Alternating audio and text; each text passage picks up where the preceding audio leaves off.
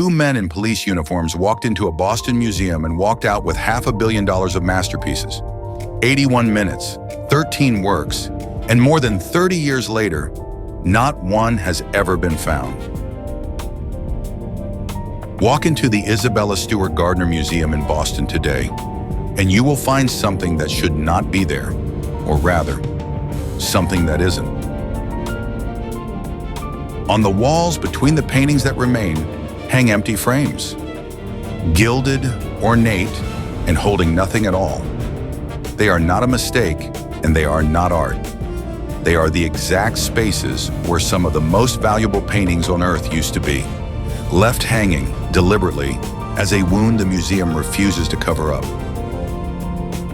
Because on a single night in 1980, those frames were emptied. Two men talked their way through the door, tied up the guards, and spent the next hour and 20 minutes taking 13 works of art worth, by common estimate, around $500 million. The FBI would come to call it the largest property crime in the history of the United States. The museum calls it the largest art heist in history, and whatever you call it, it shares one more title that has never changed. It is Unsolved.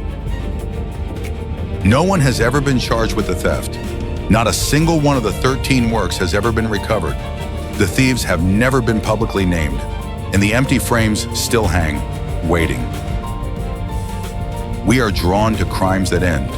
The confession, the trial, the verdict, the cell door closing. This is not one of those crimes. This is the one that got away so completely that it has slipped out of the world of police work and into something like folklore.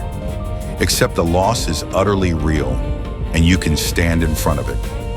That is what makes the Gardner heist different. There is no ending to spoil, only an absence framed in gold that has been waiting longer than many of the people watching this have been alive. This is the story of how it happened, minute by minute. What exactly vanished, and why it can never simply be sold.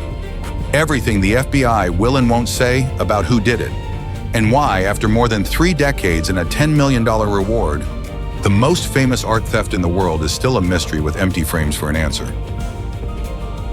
It begins, as the best heists do, with a quiet night and a small lie. It is the early morning of March 18, 1990. Boston is still coming down from St. Patrick's Day. The streets near the museum are empty. Inside, 2 young security guards are doing the most ordinary thing in the world, watching a building where nothing ever happens. At around 1:30 in the morning, a buzzer sounds at a side entrance. Outside stand 2 men in police uniforms. They say they are responding to a disturbance, a call about the grounds. They look the part. They sound the part. And here is the first hinge of the whole story. A single human decision. One of the guards, against the museum's own rules, buzzes them in. It is the kind of small, understandable mistake anyone might make at 1:30 in the morning when authority is standing at the door. He had no way of knowing it would become the most expensive door ever opened. It is worth pausing on why that worked, because it is the quiet engine of the whole crime. A uniform is a kind of key that opens doors no lockpick can.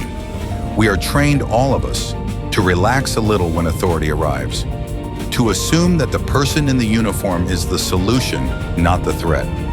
The thieves did not break in. They were invited in by a frightened young man doing what most of us would do when the police say there's a problem. The first and biggest security system the museum had was human trust, and it was defeated with a costume. Once inside, the men move quickly. They tell the guard there is a warrant for his arrest and ask him to step away from the only alarm button in the building. He does. They call the second guard down too, and in moments the costume drops and the truth is obvious. These are not police. The guards are handcuffed, walked down to the basement, and bound. Their wrists cuffed, their heads wrapped in duct tape. And there they will stay, helpless in the dark, while above them the most valuable art theft in history unfolds in real time. Remember that. The guards were victims too. They were tied up in a basement, not let in on a secret. Now the thieves have the run of the museum, and the building is watching them, silently. Motion detectors quietly record their movements as they move from gallery to gallery. There is somewhere a record of their footsteps that night. What there is not is a single face. Picture the next hour. A great museum at 2 a.m, dark and hushed, hung with centuries of masterpieces. And 2 men moving through it alone, in no apparent hurry, with all the time in the world. No alarm rang out to the police. The only witnesses were the silent sensors in the ceilings and the 2 guards bound in the basement below, listening to footsteps overhead and unable to do a single thing about it. It is one of the eeriest scenes in the history of crime, an unhurried robbery of the irreplaceable, with no one to stop it. They go first to the Dutch room on the 2nd floor, where the giants hang, and here they do something that still makes art historians wince. Rather than carefully lift the paintings, they cut 2 enormous Rembrandt canvases out of their frames. You can almost feel the violence of it, a blade against 350-year-old paint. They work for over an hour, methodical in some ways, baffling in others. They take some masterpieces and walk straight past others that were worth even more. They ignore the single most valuable painting in the building by one measure and grab an ordinary bronze eagle off a flagpole. Whatever this was, it was not the work of refined art thieves with a shopping list. At 2:45 a.m, they leave, making 2 separate trips out to a car, arms full. The doors close, the museum sits silent over its 2 bound guards, and by the time anyone arrives the next morning to find them, the thieves and the art are simply gone. Morning comes to the museum the way it always does. A staff member arrives for an ordinary shift and finds the unthinkable. 2 colleagues handcuffed in the basement, and upstairs raw gaps on the walls where the world's masterpieces had hung the night before. The police are called. The frames are found empty, some with their canvases sliced clean away. In a single overnight shift, the Isabella Stewart Gardner Museum had become the scene of the largest art theft anyone had ever seen. And the clock that would run for decades with no answer had already started. 81 minutes, start to finish. It is the last time anyone can say for certain where those 13 works were. So what exactly walked out the door that night? 13 works in all, and not the tidy haul you might imagine. It is a strange, uneven list, and that strangeness is one of the great clues that has never quite been solved. The crown of it was a single painting by Johannes Vermeer called The Concert. Vermeer barely painted. Only about 3 dozen of his works are known to exist anywhere on Earth. The Concert is one of them, and both the museum and the FBI have called it the most valuable unrecovered painting in the world. A quiet scene of people making music, now itself completely silent, its location unknown for over 30 years. To understand why losing that one painting matters so much, you have to understand how little Vermeer there is to lose. He worked slowly, died in debt, and left behind only a few dozen paintings in his entire life. Each one that survives is treated like a national treasure by whatever country is lucky enough to hold it. To have one simply vanish, cut out of the world for over 30 years, its fate unknown, is not like losing a valuable object. It is like a small, permanent hole in the history of human art. Then there was Rembrandt. They took his A Lady and Gentleman in Black, and for him, the one that hurts most, Christ in the Storm on the Sea of Galilee. It is a large, dramatic painting of a boat caught in a furious sea, and it carries a haunting distinction. It is the only seascape Rembrandt is known to have ever painted, the only one, and it was cut from its frame in the dark and carried into the night. But here is where the list gets strange. Alongside the Vermeer and the Rembrandts, the thieves took 5 works by Degas, small, delicate sketches and watercolors, not the artist's most famous or valuable pieces.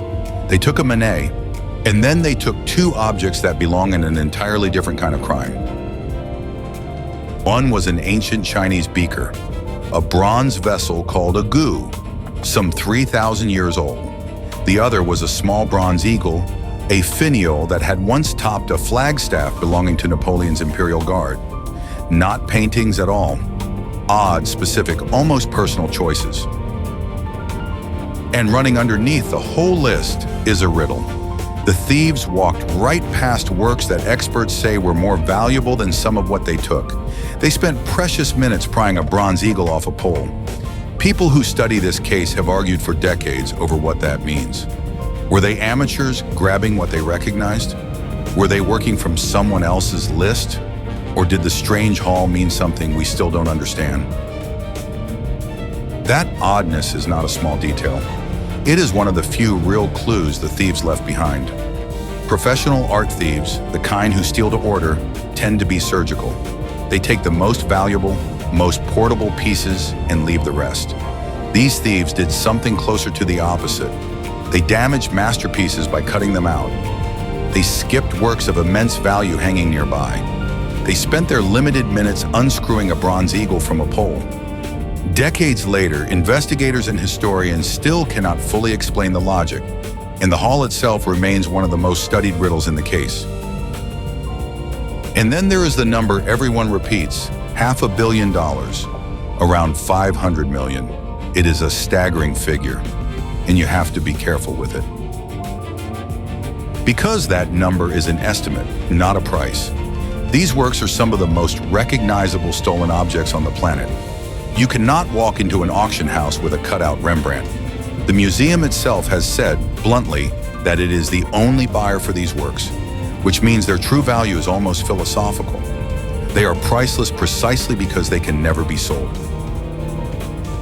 In the movies, there is always a shadowy collector, some billionaire who buys a stolen Vermeer to gloat over it alone in a hidden vault. In reality, investigators say that figure is mostly a myth. There is no orderly market for the most recognizable stolen paintings on Earth.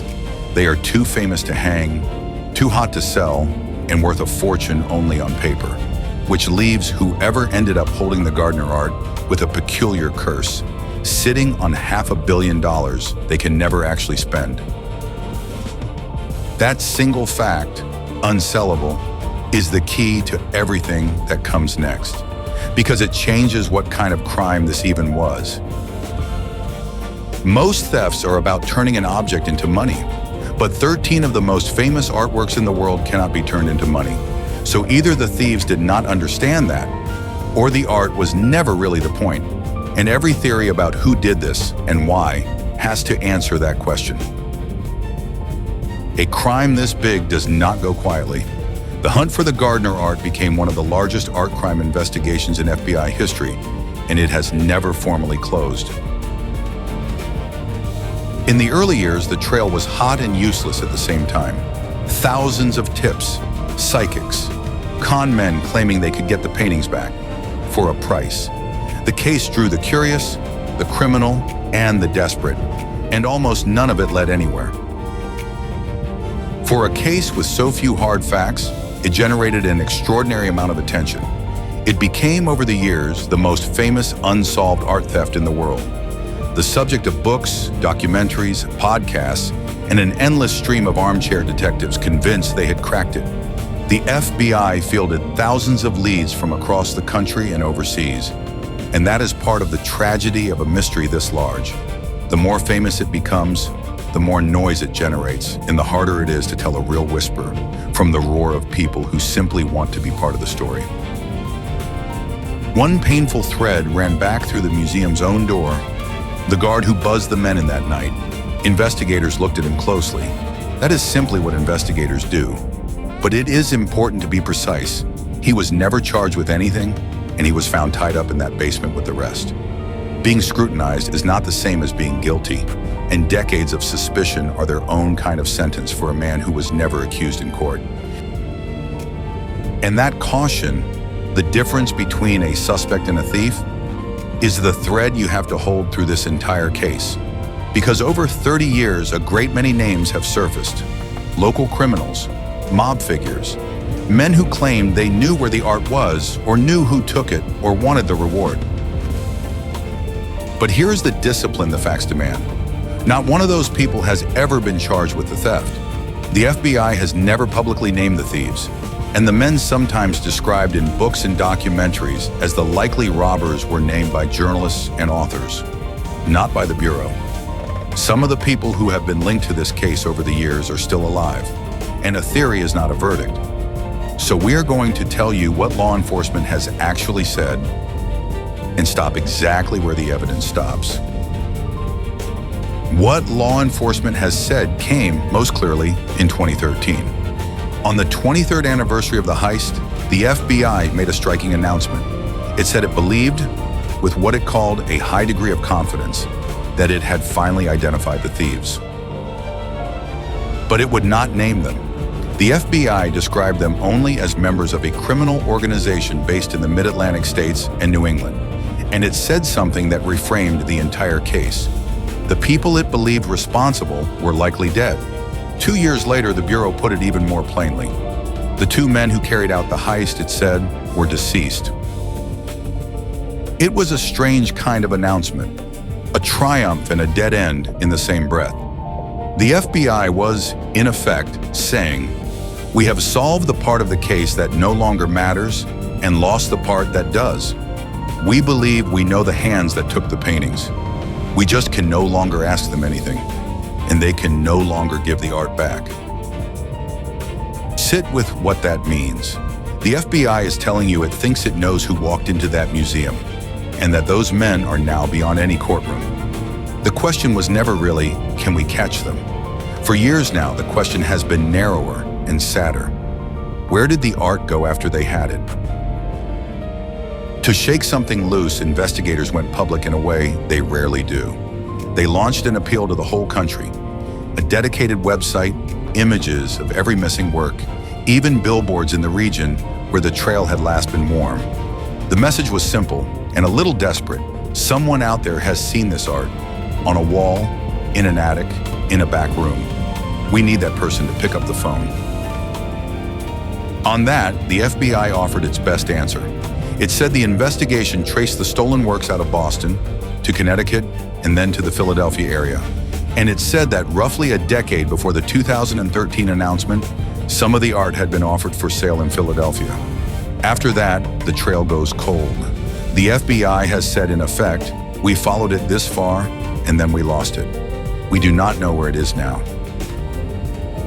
Think about how a trail like that goes cold. Stolen art that cannot be sold openly tends to drift through a hidden world, used as collateral, as a favor, as a chip in some other deal, passed from hand to hand by people who have every reason never to talk.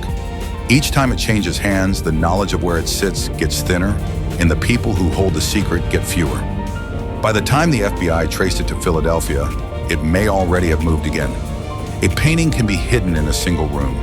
The truth about where it went can be hidden inside a single person, and people do not last forever. And there is one more twist that changes the whole shape of the hunt. The statute of limitations on the theft itself has expired.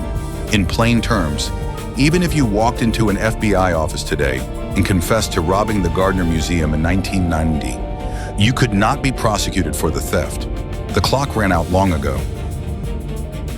At first, that sounds like a failure, but it is actually a tool, because it means the people who matter most now are not the thieves. They are whoever is quietly holding the art. And to those people, the message from prosecutors has been remarkably open. We are far more interested in getting these works back than in putting you in a cell. They have signaled a willingness to consider immunity. There is a $10 million reward. You would not even have to hand the paintings over in person. And the museum has tried to make saying something as easy and as safe as it possibly can.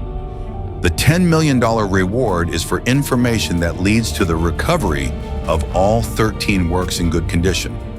You would not have to march into a police station. You could work through a lawyer, protect your identity, keep your distance. The whole offer is built around one almost gentle idea. We are not hunting you. We just want them back. Bring the art home, and there is a fortune and a measure of safety waiting. The whole machinery of the law, in other words, has been quietly rebuilt around a single goal. Not justice for the theft, which is now impossible, but the return of 13 objects that cannot be replaced. So if the FBI believes it knows who did it, and there is a fortune waiting for whoever returns the art, and no one even has to fear prison for the theft, Why are the frames still empty? That is the real mystery of the Gardner case. Not so much who done it, but why, after all this, nothing comes back. There are really only a few possibilities, and none of them is comfortable. The first is the simplest and the worst. The art may be gone, destroyed. Stolen goods this hot are a danger to everyone who touches them. Someone at some point in 3 decades may have decided that the safest thing to do with a painting no one can sell is to make it disappear for good. If that is true, the empty frames are not waiting for anything. They are gravestones. The second is that the art is still out there, sitting in an attic, a storage unit, a basement, held by someone who inherited it, or is afraid of it, or simply does not know what they have. Masterpieces have resurfaced before, decades later, in stranger places. The reward exists precisely because the FBI and the museum believe this is possible. And the third is the quiet ache underneath the whole case, that the few people who truly knew where it went have taken the answer to their graves. If the thieves are dead and the middlemen are dead, then the location of $500 million in art may now exist in no living mind at all. The leading theory, the one law enforcement's own statements point toward, is that this was the work of organized crime. Local criminals who saw an easy target and a famous prize, and who may have grabbed the art with only a vague idea of how to ever turn it into money. That would explain the strange, amateurish haul. It would explain why nothing was ever quietly sold. And it would explain the silence. In that world, the people who know things are exactly the people who never ever say them. If that is what happened, then the art was less a treasure than a curse. Too hot to sell, too famous to show, too valuable to throw away. And woven through all of it are the smaller mysteries that never resolved, like the strange detail from inside the museum that night. According to the museum's own security chief, the motion sensors recorded no one but a guard ever entering one of the rooms a painting was taken from. A work vanished from a space the system says the thieves never walked into. A small, maddening puzzle, decades old with no clean answer. And there is a human cost to an open wound like this that is easy to forget behind the $500 million headline. A museum that has spent more than 3 decades as the site of a famous loss. A city that quietly adopted the mystery as its own. Investigators who gave years of their careers to a case that never let them reach the end. And somewhere, 2 men who were young guards on an ordinary shift and have carried that night with them ever since. The empty frames are a loss for the history of art. They are also a loss measured in ordinary lives. This is what makes the Gardner heist different from the crimes that get tidy endings. There is no trial to watch. No verdict to argue about. No moment where a detective lays it all out and the pieces click. There is only a slowly cooling trail, a list of names that never became charges, and a building that decided to leave the wound open. You would think a $10 million reward would be enough to break almost any silence. The fact that it hasn't tells you something cold about where the art may have gone. Either the people who could claim it are dead, or they are more frightened of something than they are tempted by $10 million, or there is simply nothing left to bring back. A reward that large, unclaimed for this long, stops being just an offer. It becomes evidence that whatever happened to the Gardner art, it is buried deeper than money can reach. Because that was a choice, the museum could have quietly filled those spaces, moved a painting over, hung something new, let the walls heal. Instead, the empty frames stay exactly where the stolen works hung, in part because Isabella Stewart Gardner's own wishes asked that her collection be kept as she arranged it, and in part as something more deliberate, a refusal to pretend it didn't happen, and a standing public hope that one day the frames will be filled again. Every visitor who stands in front of one of those frames is looking at the same thing the thieves left behind. Not a painting, a question. More than 30 years on, the Gardner heist has outlived almost everyone connected to it. The guards grew up, the lead investigators retired, the men the FBI believes did it are, by its own account, gone. And still, The most valuable stolen art on Earth is out there somewhere, or it isn't, and the frames keep waiting. It is tempting to want a villain, a name, a face to blame, but the honest version of this story is harder and stranger. It is a crime that has slipped past the reach of the law, past the lives of the people who committed it, and into something closer to a legend. Except that the loss is completely real, and it is hanging on a wall in Boston right now. And maybe that is why it holds us. We are used to stories that close. This one simply refuses. Somewhere, perhaps a Vermeer is rolled in a tube in the dark, or perhaps it is ash. We do not know, and the not knowing is the whole point. A $500 million question with empty gold frames where the answer should be. There is something almost unbearable about a loss that just stays open.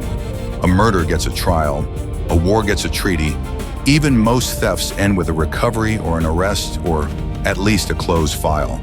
The Gardner heist gives you none of that. It asks you to live with not knowing, to accept that one ordinary March night, 13 pieces of the world's memory walked out a door, and that they may be sitting in the dark somewhere right now, or may be gone forever, and that both of those things feel equally possible and equally wrong. If those frames ever fill again, it will likely be because one ordinary person, someone who saw something in an attic, a storage unit, a quiet back room, finally decided to make a call. After all this time, that is still how it ends. Not with a detective, with a witness. So while those frames wait, do one small thing that actually helps. If a mystery this big should never be allowed to fade, tap like and subscribe. It keeps stories like this alive, and it costs you nothing but a second. Because the next call might come from someone who watched a video just like this one. Stay with us. Next time, we open another case the world was never supposed to forget.